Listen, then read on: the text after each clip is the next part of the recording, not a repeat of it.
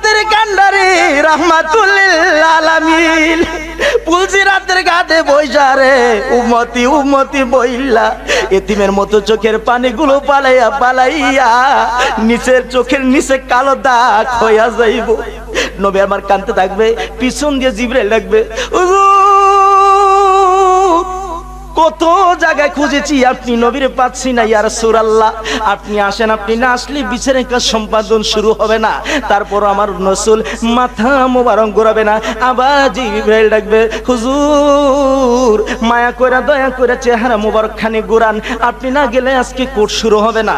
তারপরও আমার নবী কানবে উম্মতের ব্যথা লইয়া, মাথা মোবারক ঘুরাবে না, আবার জিবরাইল ডাকবে, ইয়া রাসূলুল্লাহ কার ব্যথায় বুঝি কাঁদেন?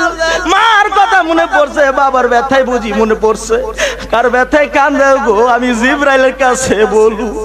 আমার নবী দুইটা চক্ষু মোবারক চোখের পানি পড়তে পড়তে কালো হয়ে যাবে। নবী আমার মাথা মোবারক ঘুরাইয়া জিবরাইলের দিকে তাকায় বলবে, জিবরাইল রে আমি মার ব্যথায় কান্দি না, বাবার ব্যথায় কান্দি না। জিবরাইল রে শোনো, আমি আমার গুনাহগার উম্মতের ব্যথায় কান্দি রে। রে জিবরাইল আমি নবী পুলসিরাতের পুল আসা দাঁড়ায় দেখি আমার উম্মতেরা রে এই পুল থেকে যদি কাইটা নিচে পড়া যায় রে, আমি নবী রে সহ্য করতে পারি।